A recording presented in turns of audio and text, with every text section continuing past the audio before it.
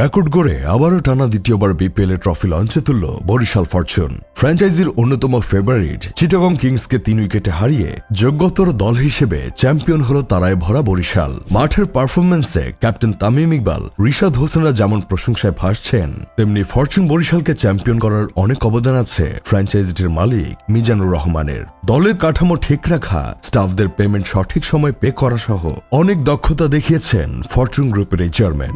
বরিশালের প্রভাবশালী ব্যবসায়ী সংগ্রামী জীবনের গল্পটাও বেশ অনুপ্রেরণামূলক। বরিশালের প্রত্যন্ত অঞ্চল থেকে তিনি উঠে এসেছেন। তিনি যখন গ্রামে স্কুলে যেতেন তখন কোনোদিন জুতা পায়ে যেতে পারেননি, জুতা হাতে নিয়ে যেতে হয়েছে। তিনি অতটা ভালো ছাত্রও ছিলেন না যে একেবারে পাশ করে যাবেন। আবার আলাদা করে শিক্ষক রাখার সামর্থ্য তার বাবার ছিল না, আর গ্রামে তখন বিদ্যুৎ ছিল না। কুপি বা হারিকেন জ্বালিয়ে পড়াশোনা করতে হতো তাদের। মিজানুর রহমান অনেক ছোটবেলা থেকেই ইম্পোর্ট ব্যবসা শুরু করেন। সেটা ছিল 1996 সাল। তখন অনলাইন এত শক্ত ছিল না। চিটাগাং শহরে দুটো শপ ছিল, সেখানে গিয়ে অনলাইনে অর্ডার করতেন তিনি। তখন চাকরির পাশাপাশি ডোর লক এবং অ্যাক্সেসরিজ ইম্পোর্ট করেন মিজানুর রহমান। পাশাপাশি ছোট ব্যবসায় ঢুকে যান। সেই সময় তিনি চাকরি করতেন জুতা ফ্যাক্টরিতে। তখন টার্কিং ডাইসের ভালো চাহিদা ছিল, যেটা নিয়ে আসা হতো ইটালি থেকে। তখন তিনি কাটিং ডাইং ফ্যাক্টরি শুরু করেন। এভাবে 4 বছর চলার পর 2004 সালে শুরু করেন এমব্রয়ডারি ব্যবসা। এই ব্যবসা তখন ভালো চলত। 2 বছর পর 2006 সালে চিটাগাংয়ে কার্টন এবং বক্স ব্যবসা শুরু করেন। এরপর 2008 সালে চাকরি ছেড়ে দিয়ে কোরিয়ান একটি সংস্থার সঙ্গে জুতার কারখানা দেন। সেটি ছিল চিটাগাং ইপিজেডে। তবে সেটি বেশি দিন স্থায়ী হয়নি, কিন্তু তার হাতে প্রচুর অর্ডার ছিল। সেগুলো অন্য একটি প্রতিষ্ঠানকে দিয়ে তিনি বরিশালে চলে আসেন। 2010 সালে 14 মার্চ মিজানুর রহমান বিসিকে জমি নিয়ে ফ্যাক্টরি শুরু করেন। জনবল ছিল মাত্র 472 জন। সেই কারখানা জুতা এখন রপ্তানি হচ্ছে ইউরোপ, আমেরিকা সহ বিভিন্ন দেশে। তাদের বার্ষিক লেনদেনের পরিমাণ 800 কোটি টাকার বেশি। এশিয়ার সেরা 200 প্রতিষ্ঠানের তালিকায় জায়গা করে নিয়েছে ফরচুন শুজ নামের এই পাদুকা কোম্পানি। প্রতিষ্ঠানটির কৃতিত্বের গল্প উঠে এসেছে যুক্তরাষ্ট্রের ব্যবসা বাণিজ্য বিষয়ক সাময়িকী ফোর্বসে।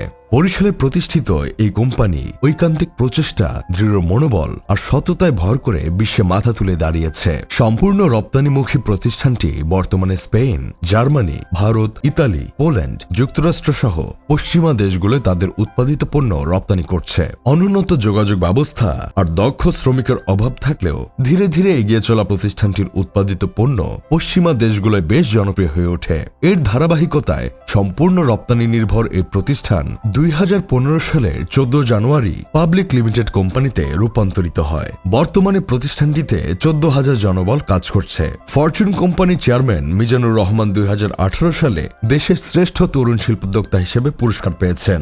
2020 সালে যুক্তরাষ্ট্রের বিজনেস ম্যাগাজিন ফোর্বসের Asia's 200 best under a billion প্রতিষ্ঠানের তালিকায় দেশের শীর্ষ 3 প্রতিষ্ঠানের মধ্যে বরিশালের ফরচুন শুজের নাম উঠে আসে। এছাড়া 2021 সালে বঙ্গবন্ধু শিল্প পুরস্কারে প্রথম স্থান অর্জন করেছে Fortune group of company limited. Mizanur Rahman একজন কোর ব্যবসায়ী হলেও তিনি সমানভাবে খেলাপ্রেমী, যার প্রেক্ষিতে তিনি 2021 সালে বিপিএল দল কিনেন। তার সুদক্ষ নেতৃত্ব ও ব্যবস্থাপনায় গত আসরেও ফরচুন বরিশাল চ্যাম্পিয়ন হয়। বিপিএল এ এসে বেশ সুনাম ধরে রেখেছেন মিজানুর রহমান। বিপিএল এর কতিপয় দলগুলোর মালিকের বিরুদ্ধে পাওনা টাকা আটকে রাখার অভিযোগ উঠলেও এই দিকটায় বেশ পরিচ্ছন্ন মিজানুর রহমান। তিনি নিজের ক্লিন ইমেজ ধরে রেখেছেন। আসরের শুরুতে বিসিবির মানি গ্যারান্টি 3 কোটি টাকা জমা দেওয়ার পাশাপাশি সকল ক্রিকেটার ও স্টাফদের পাওনা পরিশোধ করে প্রশংসায় ভেসেছেন তিনি। ফরচুন বরিশালকে আইপিএল এর মুম্বাই ইন্ডিয়ান্স, চেন্নাই সুপার কিংসদের মতো দল বানানোর স্বপ্ন দেখেন মিজানুর রহমান। সেজন্য মিজানুর রহমানের উদ্যোগে নিজস্ব একাডেমির জন্য জমি কিনেছে ফরচুন বরিশাল। আইপিএল এর দলগুলোর মতো আগামী দিনে ফরচুন বরিশালের খেলোয়াড়রা নিজস্ব মাঠে খেলতে পারবেন। একই সাথে নতুন নতুন খেলোয়াড় তৈরি হতে পারবে। এই পরিকল্পনা নিয়েই এগিয়ে যাচ্ছেন মিজানুর রহমান।